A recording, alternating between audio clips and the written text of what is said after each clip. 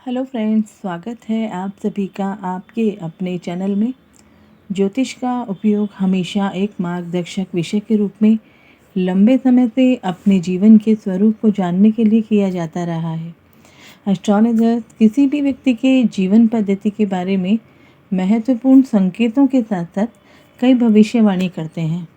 इस वीडियो में हम ये जानने की कोशिश करेंगे कि किसी जातक की कुंडली के माध्यम से उसके जीवन की यात्रा का निर्णय करने का निर्णायक कारक ग्रह है, उसके लिए क्या उद्देश्य लेकर इस जीवन में आया है।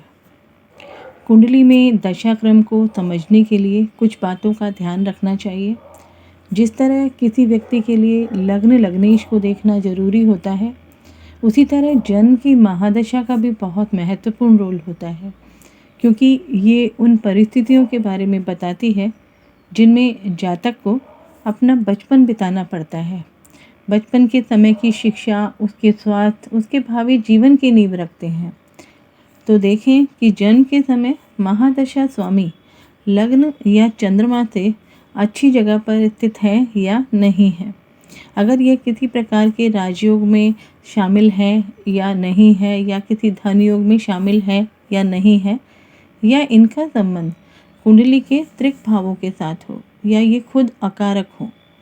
इसके अलावा कुंडली के केंद्र त्रिकोण भावों का जो दशाक्रम है वो सबसे अच्छा माना जाता है। सफल व्यक्तियों की कुंडली में त्रिकोण भावों से जुड़े ग्रहों की दशाओं का क्रम में मिलना बहुत अच्छा माना जाता है किसी के जीवन से जुड़ी सफलताओं के लिए। तो एक एस्ट्रोलॉजर को भी महादशा स्वामी से भी कुंडली को कंसीडर करना चाहिए, यानी महादशा लॉर्ड से भी जीवन का उद्देश्य देखा जा सकता है कि व्यक्ति इस जीवन में क्या उद्देश्य लेकर आया है। तो महादशा स्वामी को लग्न मान लेना चाहिए और फिर वहाँ से हर घर और ग्रह का विश्लेषण करना चाहिए। लग्न और चंद्रमा से दशा का विश्लेषण करके इस विधि को बहुत ज़्यादा महत्वपूर्ण रोल देना चाहिए। तो सबसे पहले समझते हैं कि किन ग्रहों की जन्म दशा का क्या उद्देश्य होता है। सबसे पहले केतु की बात करते हैं। यदि किसी व्यक्ति की पहली महादशा का स्वामी केतु है, तो व्यक्ति ने मोक्ष को प्राप्त करने के लिए और दूसरों को मोक्ष प्राप्त करने में मदद करने के लिए जन्म लिया है। शुक्र की बात करें तो इसका उद्देश्य सुंदरता को लेकर है, मनोरंजन को लेकर है, महिलाओं से रिलेटेड विषयों पे महारत हासिल करने के लिए है और दूसरों को इसमें मदद करने के लिए जन्म लिया है। सूर्य की बात करें तो सूर्य का उद्देश्य आत्मज्ञान प्राप्त करना और दूसरों को आत्मिक ज्ञान प्रदान करने में मदद करना है, और दूसरे के उद्देश्य की ऊर्जा के बारे में जानने के लिए उसने जन्म लिया है।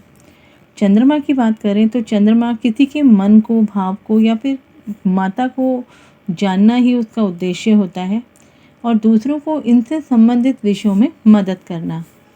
मंगल की बात करें तो मंगल किसी की भी ऊर्जा का सही उद्देश्य जानने के लिए उसकी ऊर्जा को संपूर्णता में जानना और इसके लिए खुद के साथ साथ दूसरों की भी मदद करना इसका उद्देश्य है।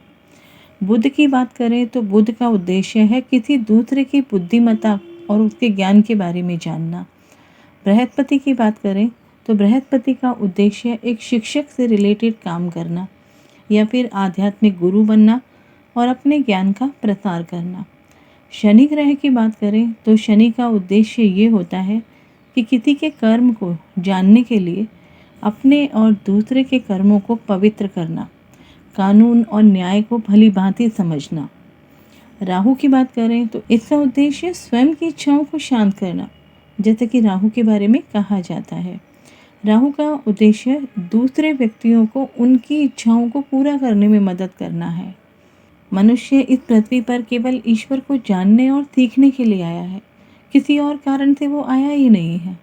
और यही ईश्वर का एक संदेश होता है कि जो भी उन्हें खोजते हैं या उनसे प्रेम करते हैं, उन सबको वे महान जीवन के विषय में बताते हैं, जहाँ कोई पीड़ा नहीं है, कोई वृद्धावस्था नहीं है, कोई युद्ध नहीं है, कोई मृत्यु नहीं है, केवल शाश्वत सत्य है, केवल शाश्वत आश्वासन है।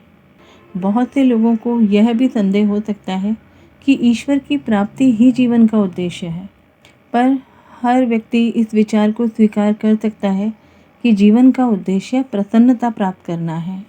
प्रसन्नता पहले से निर्मित चीज़ नहीं है, ये आपके कर्मों से ही आपको मिलती है।